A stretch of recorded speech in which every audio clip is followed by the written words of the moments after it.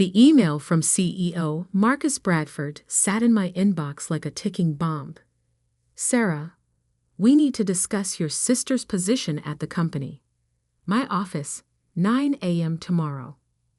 I stared at those words until they blurred, my coffee growing cold beside my keyboard. Emma and I had always been inseparable, identical twins who finished each other's sentences, shared every secret, and even ended up at the same company. Now, as Chief Risk Officer at Bradford Financial, I was being asked to evaluate my own sister's performance. The morning traffic crawled through Manhattan's streets as my mind raced through possibilities. Emma had risen quickly through the trading division, making a name for herself, with consistently high returns. Sure, there had been whispers about her aggressive strategies, but nothing concrete. Nothing that should have caught the CEO's attention. Marcus's corner office commanded a view of Central Park, the autumn leaves creating a canvas of red and gold below. He gestured for me to sit, his expression grave. Sarah, I'll be direct. The board has concerns about Emma's trading activities. The numbers don't add up. We need you to conduct a thorough audit and prepare termination papers if necessary. My throat tightened. Sir, given our relationship, wouldn't another officer be more appropriate? He shook his head. You're the most qualified person in risk management. More importantly, you're known for your integrity. The board trusts you to be objective, family or not. I left his office feeling like I was drowning. In the elevator, I caught my reflection, the same dark hair and green eyes as Emma. But today the similarities felt like a curse. How could I investigate my own twin? Back at my desk, I began pulling Emma's trading records. Everything looked perfect on the surface. Consistent profits, well-documented strategies, detailed reports. Too perfect, perhaps. I dug deeper, cross-referencing timestamps, comparing market data, looking for patterns that others might have missed. That's when I found the first discrepancy. A series of trades executed milliseconds apart, each one small enough to fly under regulatory radar, but together they painted a troubling picture. I expanded my search, going back months, then years. My hands trembled as I compiled the data. This wasn't just aggressive trading, this was systematic fraud. Complex algorithms disguised as normal market activities. Phantom trades that existed only on paper. And somewhere in all of this, $12 million that couldn't be accounted for. Working late? Emma's voice made me jump. She stood in my office doorway, elegant in her designer suit, wearing the confident smile that had helped her charm clients and colleagues alike. Just catching up on some reports, I said, carefully closing the files on my screen. You? Closed another big deal today. She perched on the edge of my desk, just as she used to sit on my bed during our late-night talks growing up. The clients are ecstatic. Marcus will have to consider me for the director position now. I studied her face, my face, essentially, looking for any sign of guilt or worry. There was none, just the same self-assured expression she'd worn since we were kids when she convinced me to switch places for exams or cover for her sneaking out. That's great, I managed. Hey, want to grab dinner this weekend? We haven't really talked lately. Can't. Flying to Aspen with James. She checked her watch. A Patek Philippe that probably cost more than my annual salary. Speaking of which, I should head out. Don't work too hard, sis. After she left, I sat in the darkening office, my mind spinning. The sister I thought I knew everything about was now a stranger. The same person who'd held my hand through our parents' divorce, who'd been my constant ally in a world that often struggled to tell us apart, had been orchestrating a massive financial fraud right under my nose. I pulled up the company's ethics policy on my screen, the words blurring as tears threatened to fall. As Chief Risk Officer, my duty was clear, but as a sister, the weight of my discovery pressed down like a physical thing, making it hard to breathe. My phone buzzed, a text from Emma. "Hey, almost forgot. Can you sign off on those Q3 risk assessments? Need them for a client meeting tomorrow. Love you." The casual request felt like a mockery now. How many other times had I signed documents without questioning her? Had my trust in her made me complicit? I opened my personal laptop and began documenting everything I'd found, creating copies and securing them outside the company's servers. If I was going to do this, I needed to be thorough. No one could accuse me of acting out of jealousy or spite. The night deepened outside my window, lights twinkling across the city like stars. In 48 hours, there would be a board meeting where Emma would present her latest trading strategies. She didn't know that I'd also be presenting, showing exactly how those strategies had been used to perpetrate a massive fraud. My twin sister, my other half, had built her success on lies, and now I had to decide: family loyalty or professional integrity, blood ties or legal obligations. As I gathered my things to leave, a photo on my desk caught my eye. Emma and me at our college graduation, arms around each other, identical smiles beaming at the camera. I turned it face down, unable to bear those smiling faces, and walked out into the night.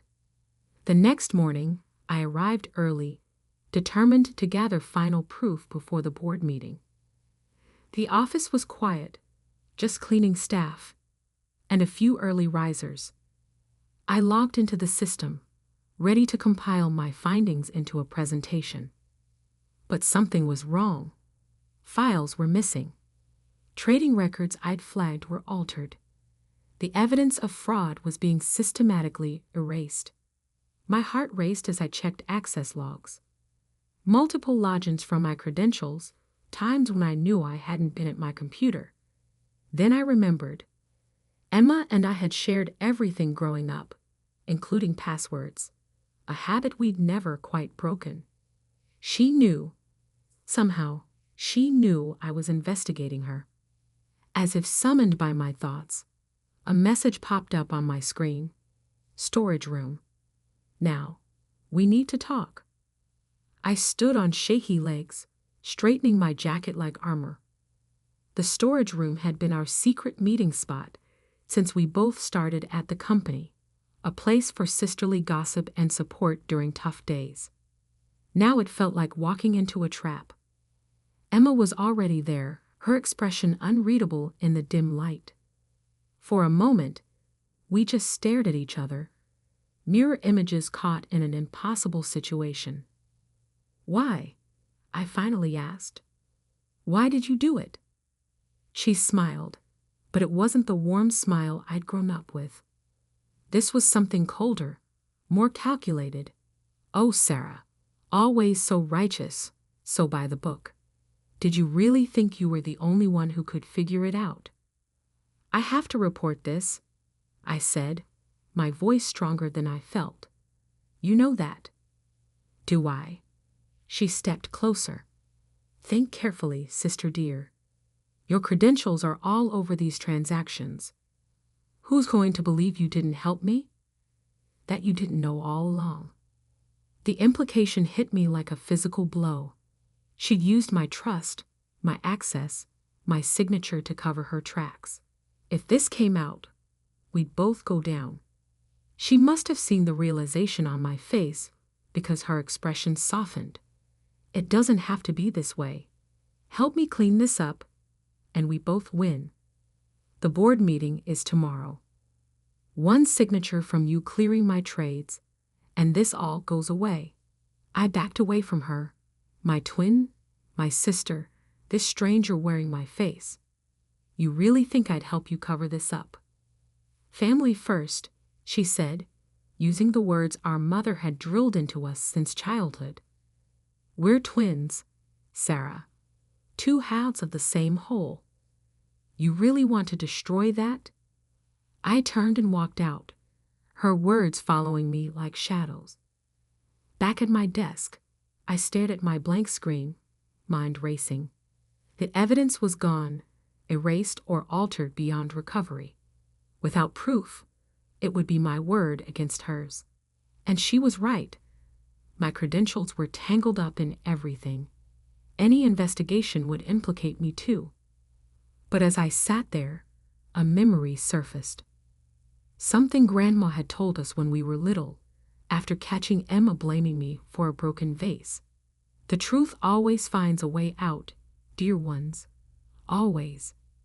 I opened my email and began to type. Mr. Bradford, regarding tomorrow's board meeting. The first rays of dawn were breaking over the city, painting the sky in shades of promise and warning. In a few hours, I would walk into that boardroom and change everything. But first, I had work to do. The morning of the board meeting, I arrived at Bradford Financial 2 hours early.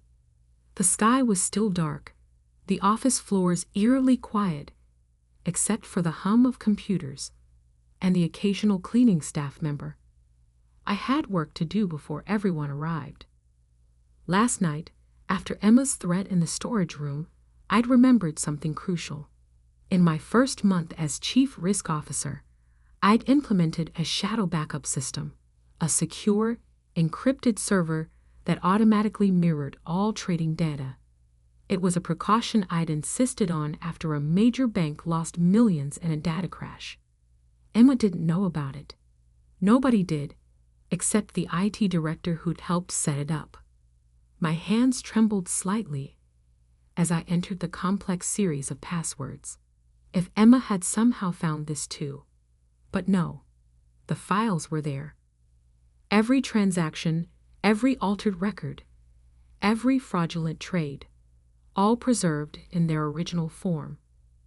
Working early? I jumped at the voice. Marcus Bradford stood in my office doorway, looking impeccable in a charcoal suit despite the early hour. Sir, I need to show you something before the meeting. For the next hour, I walked him through what I'd found. The complex web of fraudulent trades, the manipulated timestamps, the shell companies Emma had created to hide the money trail. His face grew increasingly grave as he studied the evidence. 12 million, he finally said, running a hand through his silver hair. Right under our noses. And you're certain about this? I handed him a USB drive. Everything's here, including proof that my login credentials were used without my knowledge. He pocketed the drive, his expression unreadable. The board meets in an hour. Be ready. By 9, the tension in the boardroom was palpable. 14 people sat around the massive mahogany table, all focused on their tablets where the meeting agenda glowed. Emma sat near the head of the table, looking confident in a navy Armani suit that probably cost more than my monthly salary. When she caught my eye, she gave me a small smile. My stomach churned. Did she really think I would back down? That I would help her cover this up? Marcus called the meeting to order. Before we begin, there's been a development regarding the trading division's performance reports. Emma's smile widened as she reached for her presentation materials. Yes, I have the quarterly numbers right here. Not those reports. Marcus cut in. His voice was steel. Sarah, please proceed. I stood, my legs steadier than I expected. With a click of my remote, the room's screens lit up with transaction records, bank transfers, and damning evidence that I'd reconstructed from the backup server. Over the past 18 months, I began, my voice clear in the hushed room. A sophisticated fraud scheme has been operating within our trading division, using manipulated algorithms and phantom trades, approximately $12 million has been diverted through a network of shell companies. Emma's face went from confident to confused to pale as I continued my presentation. I showed the board everything: the fake trades, the altered timestamps, the money trail that led to offshore accounts. "This is ridiculous," Emma interrupted, standing up so abruptly her chair rolled backward. "These are legitimate trades. Sarah's just jealous because I've outperformed every metric." "Sit down, Miss Sullivan," Marcus ordered. "Your credentials were used to access and alter company records at 3 a.m. this morning. Care to explain that?" Emma's eyes darted to me, a flash of betrayal crossing her face. I was home asleep. Someone must have hacked. "We have security footage," I said quietly, "and the original records from a secure backup server you didn't know about." The color drained from her face. She sank back into her chair, her perfectly manicured hands gripping the armrests. "Given the severity of these allegations," Marcus continued, "I've already contacted the SEC and our external auditors. Ms. Sullivan, please surrender your company ID and devices. Security will escort you out." "You can't do this." Emma's voice shook. "Sarah, tell them. Tell them you helped me. Your credentials are all over these trades." I met her desperate gaze. "No, Emma, I didn't help you. You stole my passwords, used my trust, and tried to frame me when you got caught." 2 security guards appeared at the boardroom doors. Emma's face contorted with rage as she stood. "Family first, remember? We're supposed to protect each other." "I am protecting you," I said softly, "from continuing down this path, from becoming someone who thinks it's okay to steal and lie and betray the people closest to them." She laughed, a harsh sound that didn't match her elegant appearance. "You self-righteous bitch. You really think you're better than me? That you're doing the right thing? Watch your back, sister dear. This isn't over." As security let her out, I remained standing, my presentation still glowing on the screens around us. The board members whispered among themselves, shooting glances between me and the door where my twin had just exited. Marcus cleared his throat. "Given the circumstances, we'll need to do a complete audit of all trading activities. Sarah, I want you to lead the investigation team. And thank you. I know how difficult this must have been." I nodded, unable to speak. The rest of the meeting passed in a blur of action items and next steps. When it finally ended, I walked to my office on shaky legs and closed the door. On my desk, the face-down photo from our graduation caught my eye. I picked it up, studying our identical smiles, remembering how simple everything had seemed back then. When had Emma changed? Or had she always been this way, and I just hadn't wanted to see it? My phone buzzed. A text from an unknown number. "You chose your job over your own twin. Hope you can live with yourself." I blocked the number, but Emma's words echoed in my mind. Had I done the right thing? The moral thing, yes. The legal thing, absolutely. But family was supposed to be different. A knock at my door interrupted my thoughts. It was Lisa from HR, looking apologetic. "Sarah? We need you to sign some paperwork regarding the investigation." I followed her to a conference room where several thick folders awaited my signature. Each page felt heavier than the last. Documentation of my sister's crimes, written in cold, official language. As I signed the final page, my phone buzzed again. Another unknown number. "Check your email, sis. Remember that joint account we opened in college? Guess whose name is on all the transfers?" My blood ran cold. I'd forgotten about that account. We'd opened it together for spring break savings sharing the login like we shared everything else. Had she used it for the stolen money? Racing back to my office, I pulled up my email. There it was. Bank statements showing transfers from our joint account to known shell companies. My name, clear as day, on every transaction. Emma's final trap. Even as she was being caught, she'd made sure I couldn't escape unscathed. I stared at my computer screen, watching as my carefully constructed world began to crumble. The investigation I'd started was about to become much more complicated. And somewhere out there, my twin sister was smiling.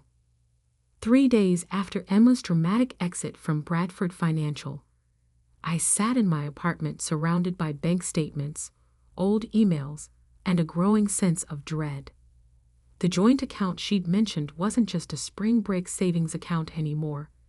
It had become a complex web of transactions that seemed designed to implicate me in her fraud. My phone rang. Marcus Bradford's number. My hand shook slightly as I answered. Sarah, the FBI's forensic team found something interesting. His voice was carefully neutral. Care to explain why your name is on transfers totaling over $2 million? I closed my eyes, feeling the walls closing in. Sir, that account, it's complicated. Emma and I opened it in college. I haven't used it in years, but we never closed it. Come to the office. Now, bring any documentation you have. The drive to Bradford Financial felt like heading to my own execution. The morning sun glinted off the building's glass facade, a stark contrast to the darkness I felt inside. In the lobby, 2 FBI agents waited with Marcus. Ms. Sullivan. The female agent stepped forward. I'm Agent Carter. We need to discuss some financial records. The next 4 hours were grueling. Every transaction, every password change, every login was scrutinized. I explained the history of the joint account, provided old emails showing I hadn't accessed it in years, handed over my personal bank statements proving I hadn't received any stolen funds. There's something else, Agent Carter said, sliding a document across the table. We found this in your sister's apartment. It was a letter, dated 3 years ago, in what appeared to be my handwriting. In it, I detailed plans to manipulate trading algorithms and divert funds. A perfect piece of evidence implicating me as the mastermind. That's not my signature, I said, studying the letter. Emma and I used to forge each other's handwriting as kids. We made it into a game, seeing who could do it better. A game that's now being used against you, Marcus observed grimly. Agent Carter leaned forward. Ms. Sullivan, we need you to help us understand your sister's methods. How she thinks, how she plans. You're our best chance at tracking down the missing millions. I looked at the fake letter again, remembering all the times Emma and I had cockered for each other growing up. But this wasn't about switching places for a math test anymore. This was serious fraud, and she tried to drag me down with her.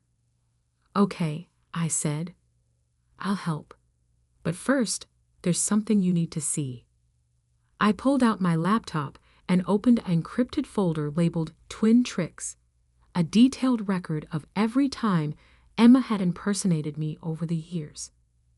Every forged signature, every switched identity, every borrowed password.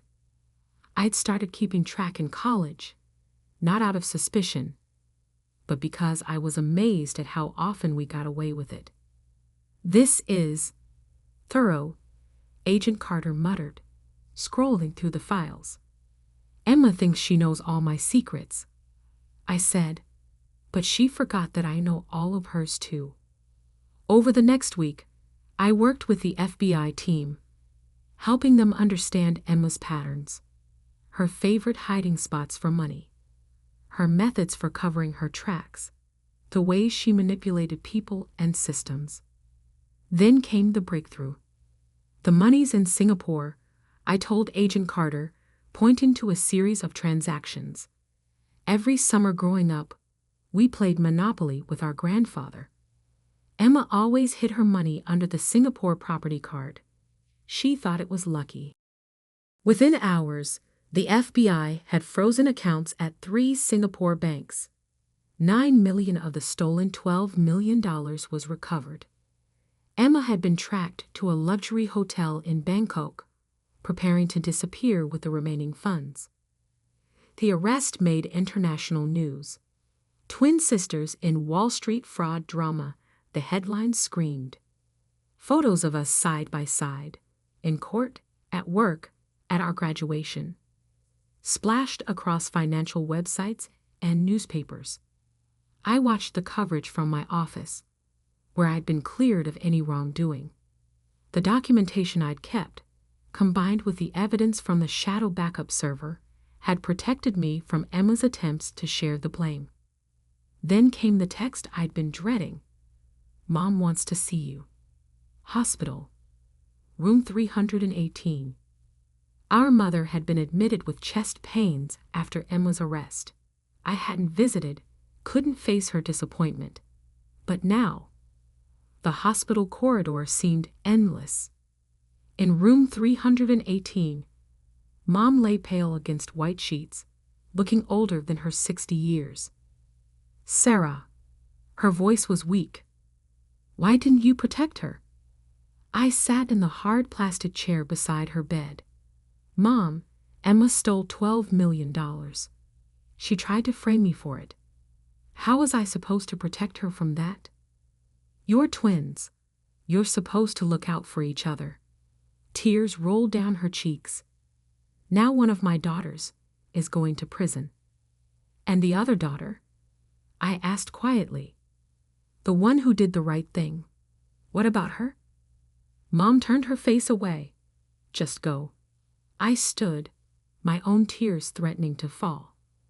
At the door, I paused. "You know what, Mom? Emma chose this path. She chose to steal, to lie, to betray everyone who trusted her, including me, especially me. I didn't put her in prison. She did that to herself." 2 months later, I sat in a federal courthouse, watching as Emma was sentenced to 15 years for fraud and money laundering. She pleaded guilty in exchange for a reduced sentence. When they led her away, she turned to look at me. For a moment, I saw a flicker of the sister I'd grown up with, the other half of my whole. Then her expression hardened, and she was gone. Outside the courthouse, reporters shouted questions. "Sarah, how does it feel to send your twin sister to prison? Do you regret turning her in? Will you ever forgive her?" I pushed through them to where Marcus waited by a company car.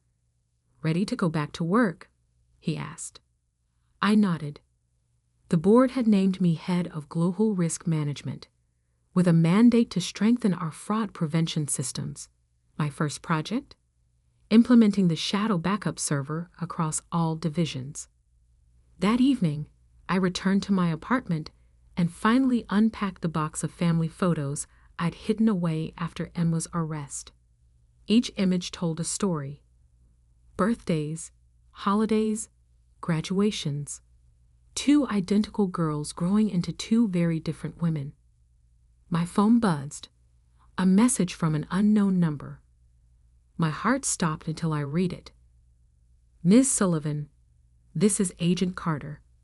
Final recovery complete. All stolen funds returned to Bradford Financial. Thought you'd want to know." I picked up the graduation photo I'd kept face down for so long. 2 smiling faces, 2 identical futures full of promise. Emma had chosen her path, and I had chosen mine. Opening my laptop, I began typing my weekly risk management report. Tomorrow, I would walk into Bradford Financial not as Emma's twin, not as the woman who uncovered a massive fraud, but simply as Sarah Sullivan, head of global risk management. And that was enough. My phone buzzed again. Mom. I let it go to voicemail. Some relationships, like some investments, weren't worth the risk anymore. Outside my window, the city lights twinkled like stars, each one a reminder that sometimes the hardest choices are the right ones. I had lost my twin, my mirror image, my other half. But I had kept something more valuable, my integrity. And in the end, that was the only reflection that mattered. I never wanted to be a doctor. That might sound ungrateful. After all, medicine is a noble profession, one that many dream of pursuing. But for me, it was a gilded cage, a path chosen by my parents that slowly suffocated my true passion. My name is Sophia Chin, and I've been living a double life for the past 6 years. To my parents, I'm Dr. Chin, the dutiful daughter who followed the path they paved.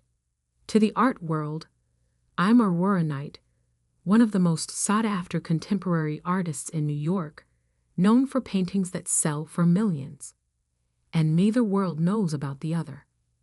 The irony of my situation hit me hardest this morning as I stood in the newly renovated wing of Metropolitan General Hospital, my parents' pride and joy.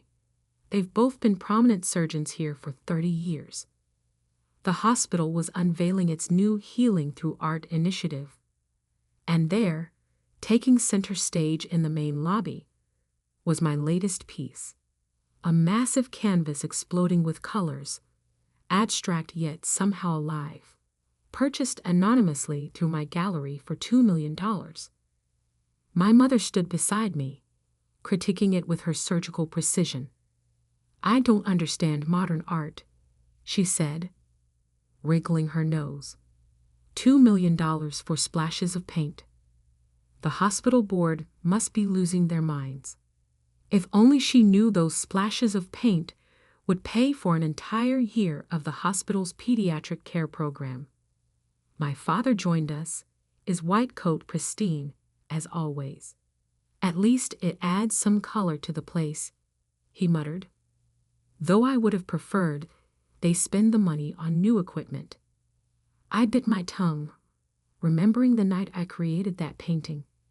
I had just finished a 36-hour shift at the hospital, their hospital, and instead of sleeping, I'd gone straight to my secret studio. The emotions poured out of me onto the canvas. The exhaustion, the frustration, the constant pressure to be someone I wasn't. But my story really begins 10 years ago, when I was 18 and dared to dream of attending art school. Absolutely not. My father's voice had thundered through our house, making the fine china in the display cabinet tremble. "No daughter of mine will waste her life painting pictures." I stood in our living room, acceptance letter from the prestigious Art Institute clutched in my shaking hands. The same hands that had secretly won 3 national youth art competitions under a pseudonym. The same hands my parents wanted to train for holding scalpels instead of paintbrushes. "But Dad, I got a full scholarship. They say I'm one of the most promising young artists they've seen in years." My voice sounded small, even to me. My mother sat perfectly straight on our leather sofa, her expression a carefully constructed mask of disappointment. "Sophia, we've invested everything in preparing you for medical school. The extra classes, the summer programs, the MCAT prep courses. This isn't up for discussion." I never asked for those things. I protested, feeling the familiar pressure building behind my eyes. I never wanted. "Enough." My father cut me off. "You think art will give you a stable future? You think you can support yourself drawing pictures? Look at your cousin William. He tried to be a creative. Now he's 35 and still living in his parents' basement. But I'm good at it," I whispered. "Really good." My mother stood up, straightening her already impeccable blouse. "You're good at science too. Top of your class in biology. Perfect MCAT scores. That's not an accident, Safia. That's your true calling. I wanted to tell them about the paintings I'd sold online, about the gallery owner who'd seen my work and offered to represent me, about the fire that burned inside me every time I picked up a brush. But I knew it wouldn't matter. In their world, success had only one definition, and it wore a white coat. The acceptance letter crumpled in my fist. I had a choice to make: defy my parents and potentially lose my family, or find another way. That night, I made a decision that would shape the next decade of my life. I wrote to the Art Institute declining their offer, and I accepted my place at my parents' alma mater, Preston Medical School. But I also sent an email to that gallery owner, under my new pseudonym, Aurora Knight. "I'll need to work in absolute secrecy," I wrote. "No public appearances, no photos, no interviews, but I'll keep painting."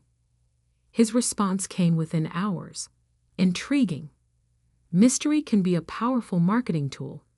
Send me your next piece, and we'll begin." And so began my double life.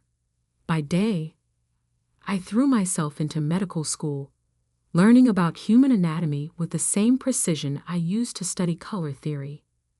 By night, in a small studio apartment I rented under my alias, I created art that began to catch the attention of collectors worldwide. The first year was the hardest. Medical school was as demanding as my parents had promised, and there were nights I thought I would break under the pressure.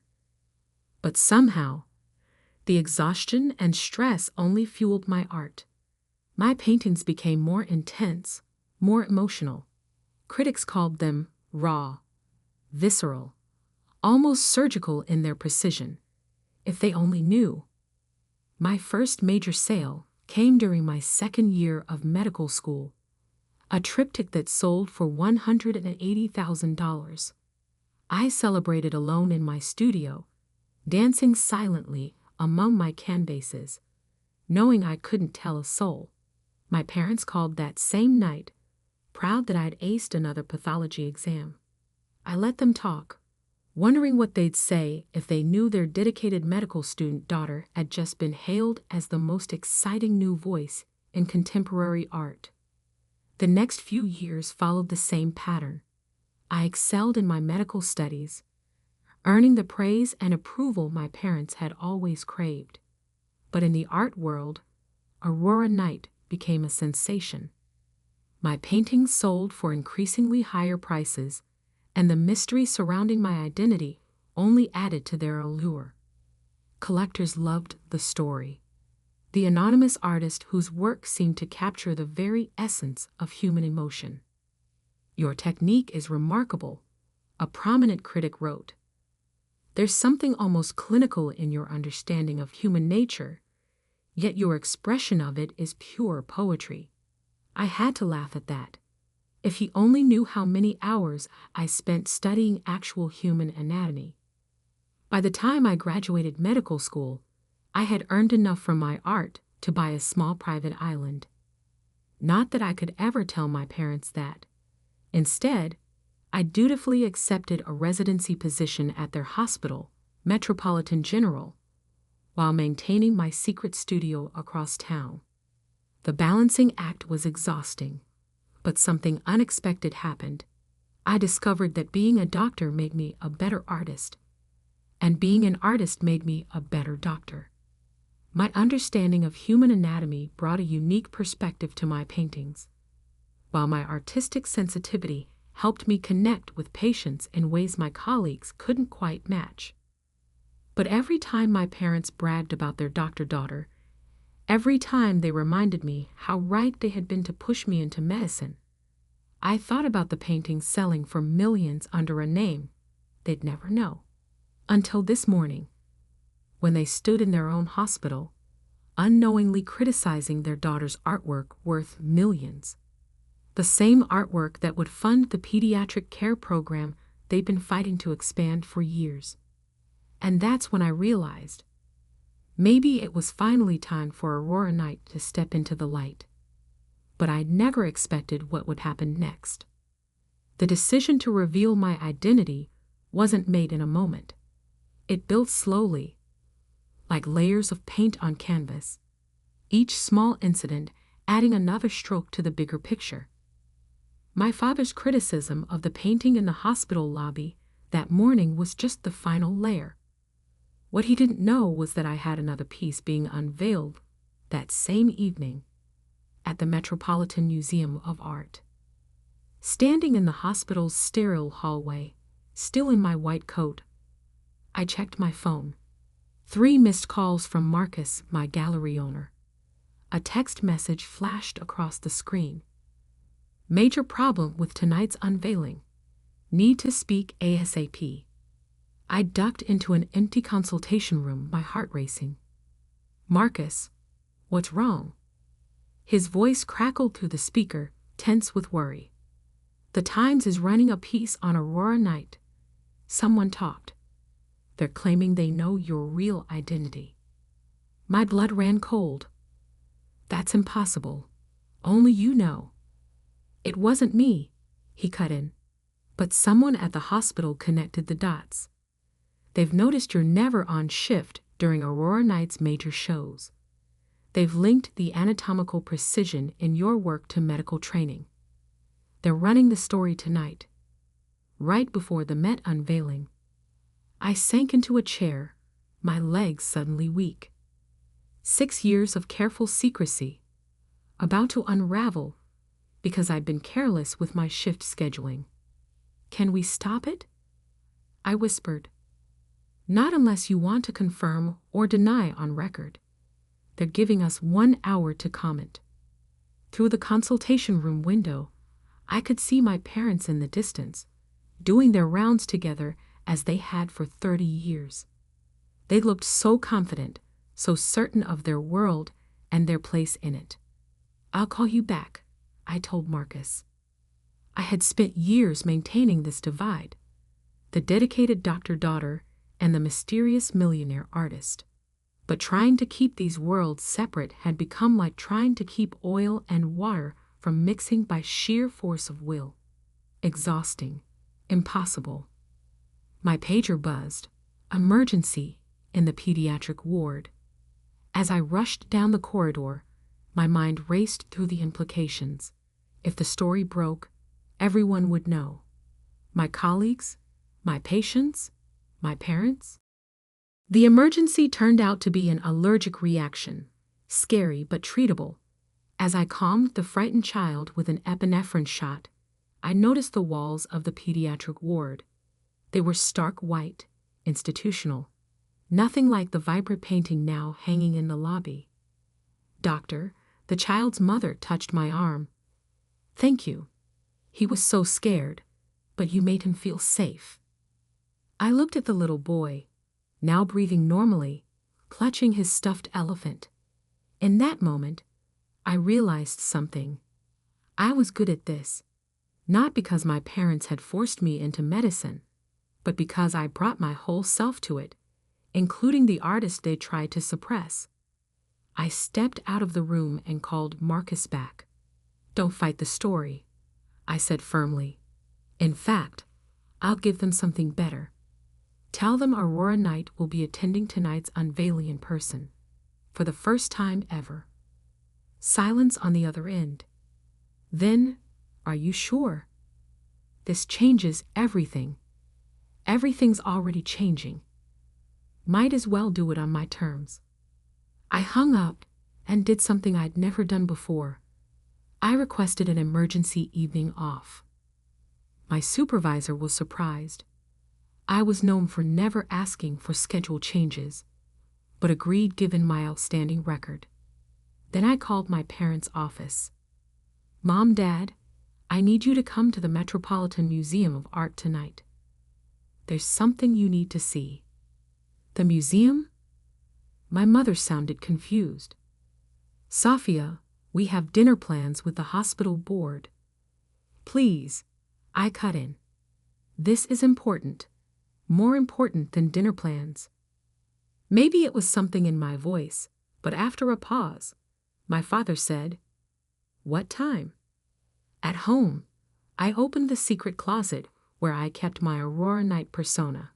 Unlike my practical doctor's wardrobe, these clothes were all artistic expression. Carefully curated pieces that made statements without saying a word. I chose a hand-painted silk dress, one of my own creations, each brush stroke telling part of my story. As I dressed, I thought about the painting being unveiled tonight. It was different from my others, more personal, more revealing. I had titled it Daughter of Medicine, and into it I had poured all the complexity of my double life. The central figure was a woman in a white coat, but her shadow on the wall was an artist at an easel. Medical instruments morphed into paintbrushes, hospital corridors bloomed with color, and throughout it all ran the steady rhythm of a heartbeat monitor, rendered in gold leaf. I had created it during a week of night shifts in the ICU, each layer added during stolen moments between rounds, the paint sometimes mixing with my tears of exhaustion. It was both confession and declaration, and tonight it would sell for $3.5 million if the sale still went through after my revelation. My phone buzzed again. "Marcus." The Times agreed to hold the story until after the unveiling, but social media is already buzzing with speculation. "You're trending." I looked at myself in the mirror.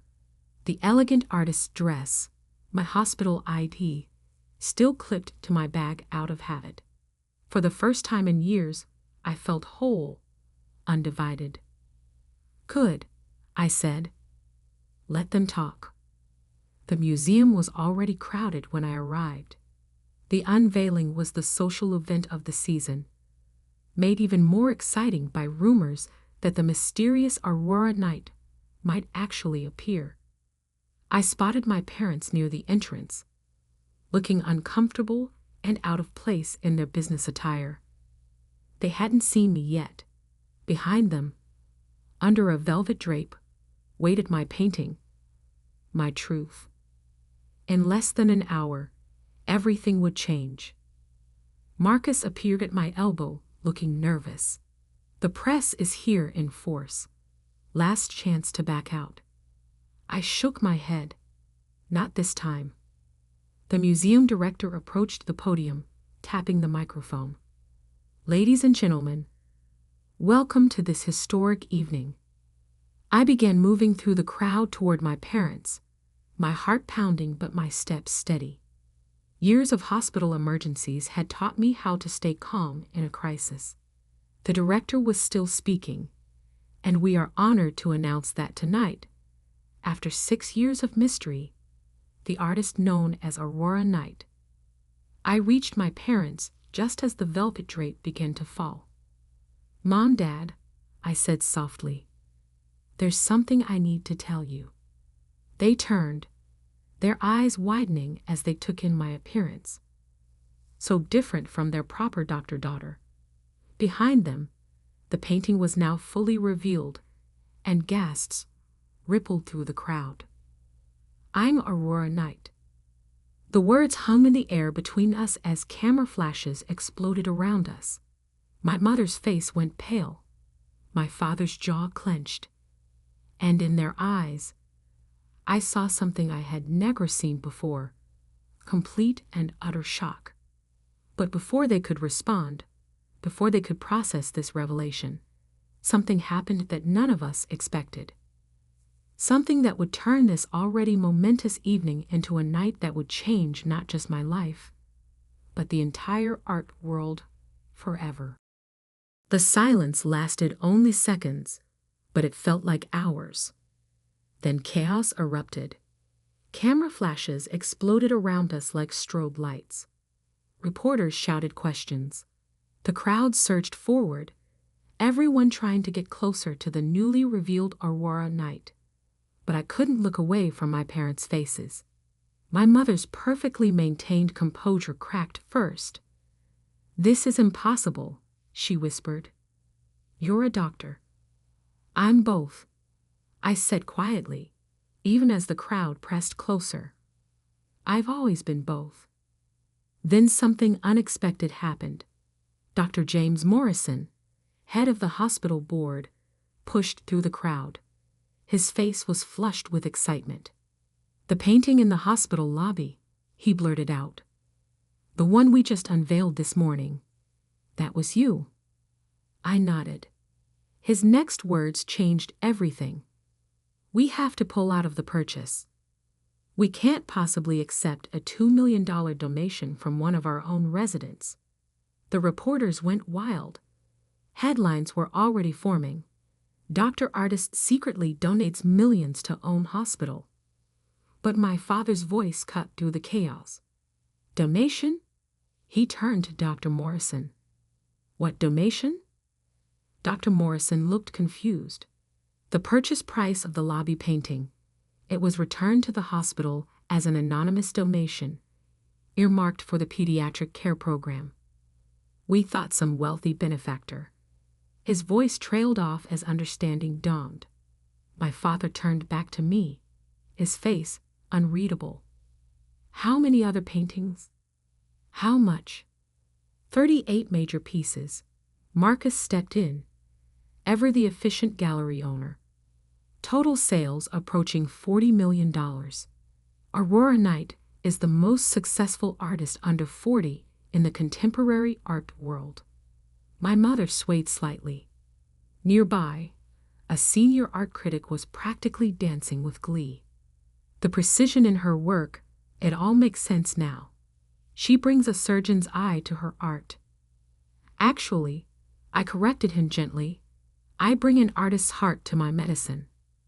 That's when the second surprise of the evening arrived. Dr. Sarah Chen, my chief resident, pushed forward. Her eyes were shining with unshed tears. "The Williams case," she said. "That impossible diagnosis you made last month. You said you noticed a pattern." I knew exactly what she meant. A young patient had presented with seemingly unrelated symptoms. While other doctors focused on test results, I had noticed something in the distribution of his symptoms that reminded me of a color theory principle. Complementary patterns that revealed a hidden hole. "You see things differently," Dr. Chen continued. "That's why your diagnostic rate is so high. You're not just looking at symptoms. You're seeing patterns like an artist," my mother finished softly. For the first time since my revelation, I saw something shift in her expression.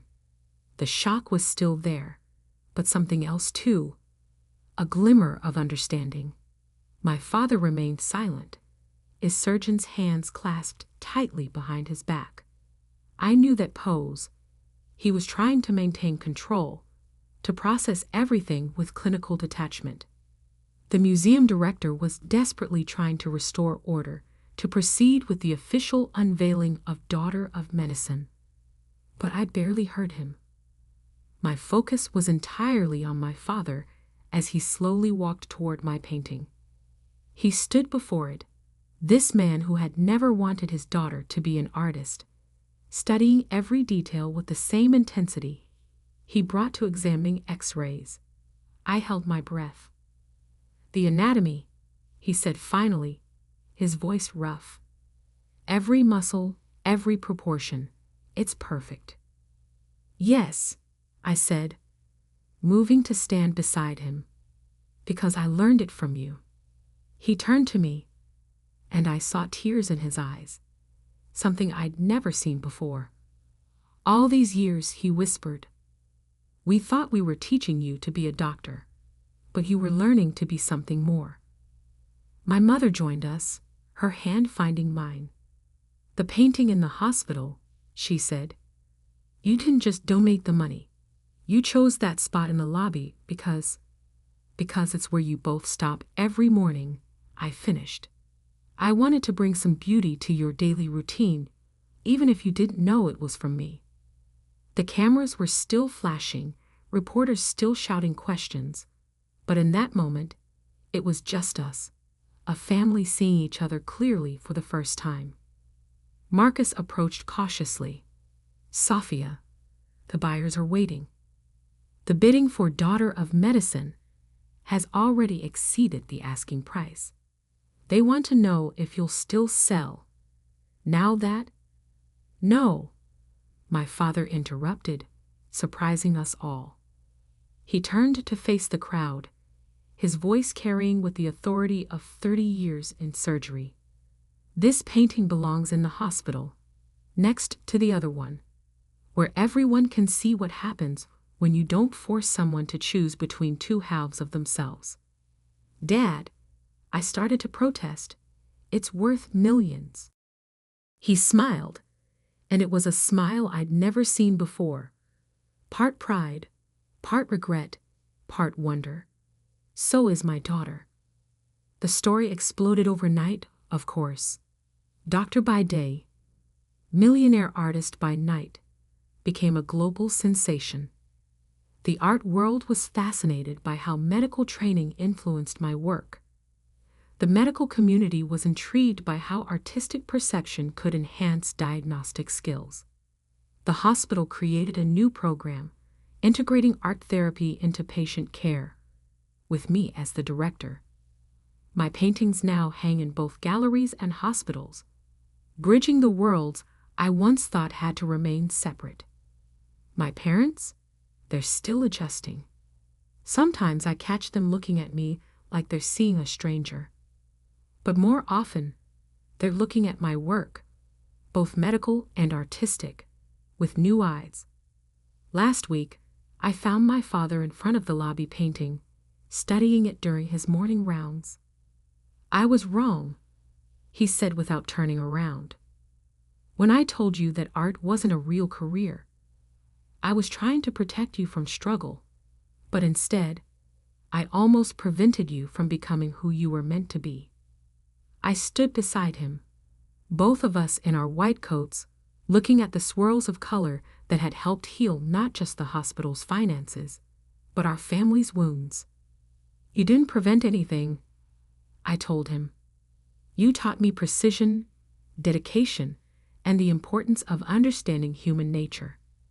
I just applied those lessons to a larger canvas than you expected.